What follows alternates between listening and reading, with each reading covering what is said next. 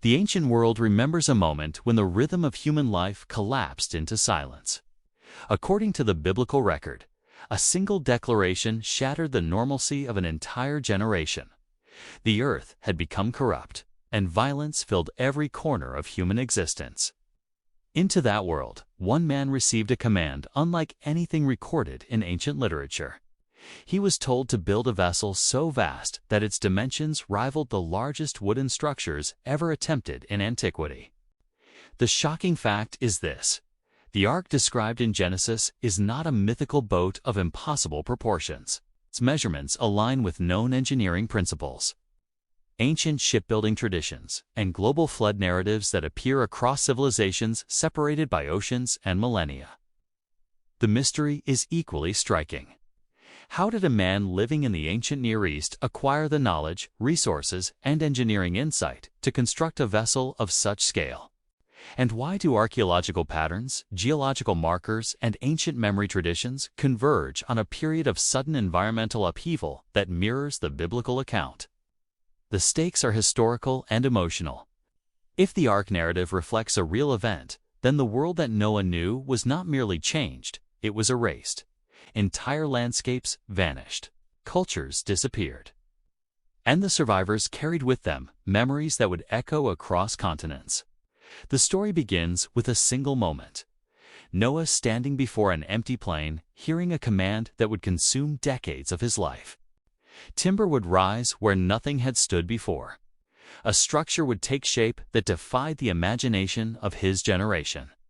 The investigation begins with the first piece of evidence. Please like this video to help support evidence-based Bible documentaries. Evidence 1. The discovery.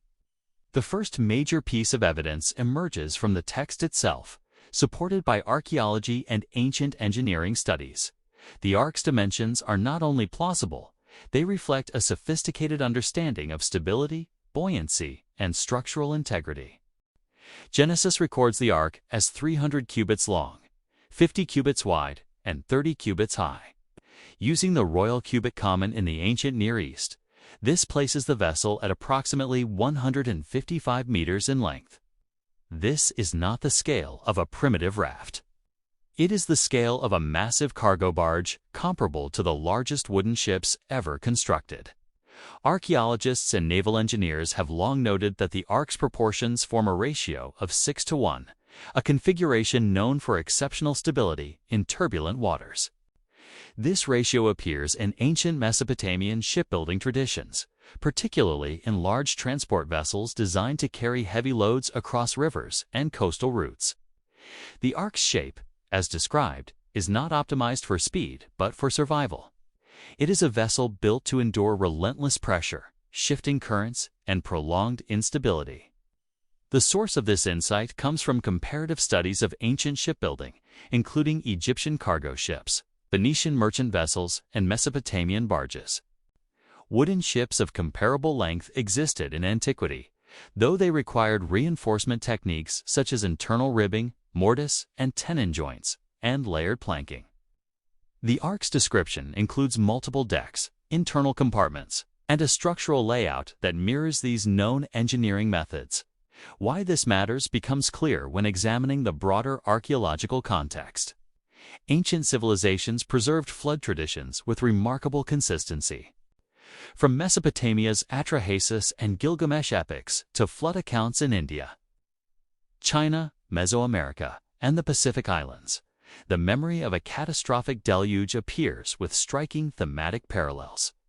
A chosen survivor, a massive vessel, the preservation of life, and the destruction of a corrupt world. These traditions do not describe small boats or symbolic rafts. They describe large, purpose-built vessels designed to withstand overwhelming waters. The ark's construction materials also align with ancient practices. The biblical term gopher wood remains debated, but linguistic studies suggest it may refer to a type of resinous timber or a construction technique involving laminated wood. Archaeological evidence from the ancient Near East shows that resin-coated planks, bitumen ceiling, and layered timber were common in waterproofing large structures. Bitumen deposits were abundant in Mesopotamia, and ancient builders used them extensively in boats, buildings, and storage containers. The significance of this evidence lies in its convergence. The Ark's dimensions match known engineering principles. Its materials match ancient construction methods. Its purpose aligns with global flood traditions, and its scale fits within the capabilities of ancient societies that built monumental structures, complex irrigation systems, and large seafaring vessels. This discovery reshapes our understanding of the narrative. It suggests that the Ark was not a symbolic object, but a real, engineered structure built with intentional design. It places Noah within a world where large-scale construction was possible, where timber resources were abundant, and where engineering knowledge was advanced enough to support such an undertaking. The connection to the story becomes clearer when considering the cultural environment. The ancient Near East was a region of innovation, trade, and craftsmanship. Noah's command to build the Ark did not occur in a technological vacuum. It occurred in a world capable of producing monumental works, from ziggurats to massive irrigation canals. The Ark fits within this landscape as a unique but plausible construction project. This first piece of evidence leads naturally to the next question. If the Ark's design is plausible, is there evidence that ancient societies experienced a catastrophic flood event that would necessitate such a vessel? If you're finding this fascinating, consider subscribing so you don't miss the next investigation. Evidence 2. The confirmation. The second major discovery comes from geological and archaeological research that reveals a pattern of sudden, widespread flooding events across the ancient Near East. These findings do not rely on a single site or isolated anomaly. Instead, they emerge from multiple locations, each contributing a piece to a larger historical puzzle. One of the most significant discoveries occurred at the ancient city of Shuruppak. Traditionally associated with the flood hero Ziusudra in Sumerian tradition, excavations revealed a distinct layer of water-laid sediment, fine silt deposited rapidly by a massive flood. This layer interrupts the city's occupational history, marking a sudden and catastrophic event. Similar flood layers have been identified at other Mesopotamian sites, including Kish, Ur, and Lagash. These layers are not the result of seasonal flooding. Their composition indicates a large-scale inundation that overwhelmed entire settlements. The geological evidence extends beyond Mesopotamia. Studies of the Black Sea region suggest a dramatic rise in water levels around the same period, potentially caused by the breaching of the Bosporus. This event would have flooded vast areas of previously inhabited land, creating a memory of sudden destruction preserved in regional traditions. While not identical to the biblical flood, it demonstrates that ancient populations experienced catastrophic water events capable of reshaping entire landscapes. What makes this evidence compelling is its alignment with global flood traditions. Civilizations separated by oceans, such as the Maya, the Chinese, and the Polynesians, preserved accounts of a great flood that destroyed the world. These narratives share core elements: divine judgment, a chosen survivor, a vessel of preservation, and the renewal of life. The consistency of these themes suggests a shared memory of a real event or series of events that left a deep imprint on human consciousness. The historical weight of this evidence becomes even more significant when examining ancient climate data. Ice core samples, sediment studies, and paleoclimatic reconstructions indicate periods of abrupt climate change marked by increased rainfall, rising sea levels, and destabilized weather patterns. These environmental shifts would have produced massive flooding, particularly in low-lying regions like Mesopotamia. This evidence confirms and expands the first discovery. If the Ark's design is plausible, the environmental context provides a reason for its construction. The world Noah inhabited was not stable. It was a world where sudden, devastating floods were part of the geological reality. The biblical narrative describes a singular, unparalleled event, but the archaeological and geological record shows that the ancient world was vulnerable to catastrophic water events on a scale that could erase entire civilizations. The stakes of the story deepen here. The Ark was not built in response to a hypothetical threat. It was built in a world where destruction by water was a known possibility. The convergence of geological data, archaeological findings, and ancient traditions strengthens the case that the flood narrative reflects a real historical memory. This leads to the final and strongest piece of evidence, the global memory of a righteous man who built a vessel to preserve life, a memory preserved not only in texts but in the cultural DNA of civilizations across the world. Do you have anything to add to the conversation? Please add your voice to the comments below. Evidence 3. The Revelation. The third and most compelling evidence is the global convergence of flood narratives that specifically describe a man building a massive vessel to preserve life. These accounts are not vague or symbolic. They contain detailed parallels that align with the biblical description of Noah and the Ark.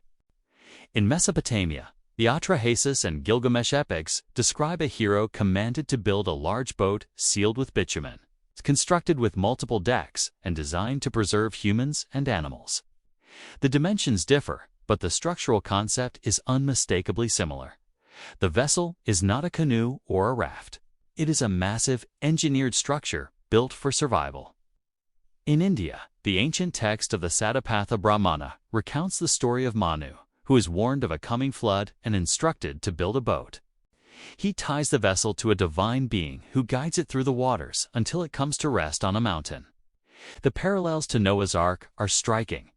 A chosen man, a warning, a vessel, and a mountain landing.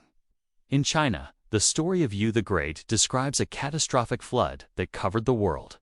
Yu is not a builder of an ark, but a survivor who preserves humanity through engineering and leadership.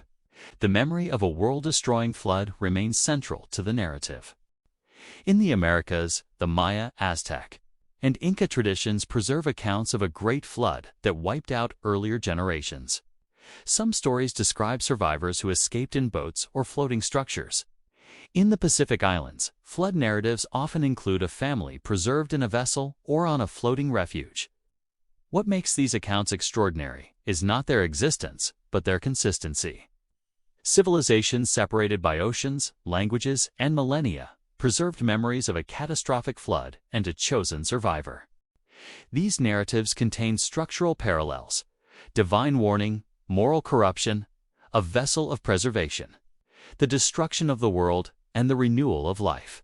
This convergence suggests a shared historical memory rooted in a real event. The details differ as oral traditions evolve over time, but the core narrative remains intact. The biblical account stands out for its engineering precision, moral framework, and detailed description of the ark's construction. It preserves the most complete version of a story remembered across the world. The turning point comes when these global traditions are compared with the archaeological and geological evidence.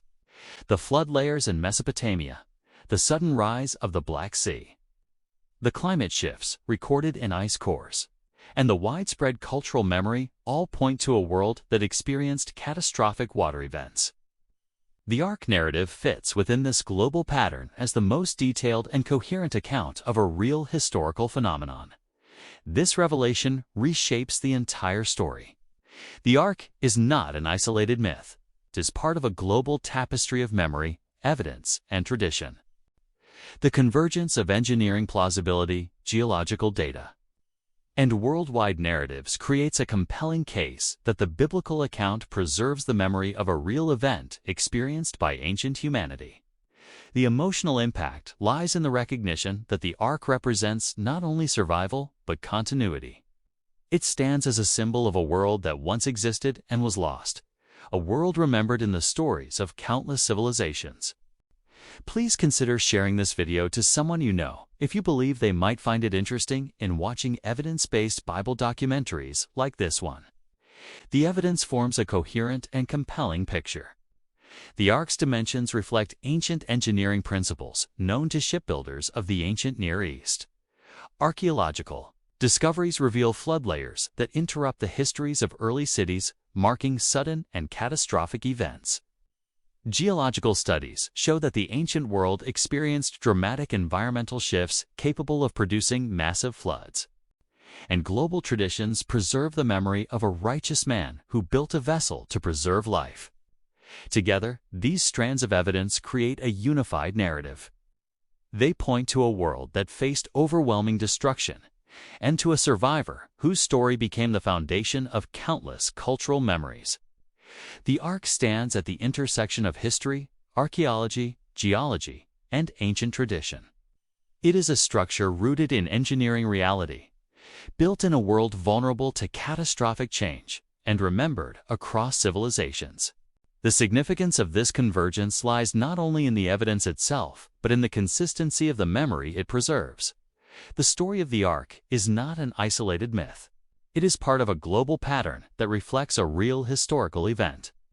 The details preserved in Genesis offer the most complete and coherent account of that event, capturing the scale, purpose, and impact of a vessel built to withstand the destruction of an entire world. As the investigation concludes, the Ark remains a monument to a vanished world, a structure built with precision, purpose, and foresight. Its story endures because it reflects a moment when humanity faced the unimaginable and survived. The evidence invites us to consider the depth of that memory and the world it represents.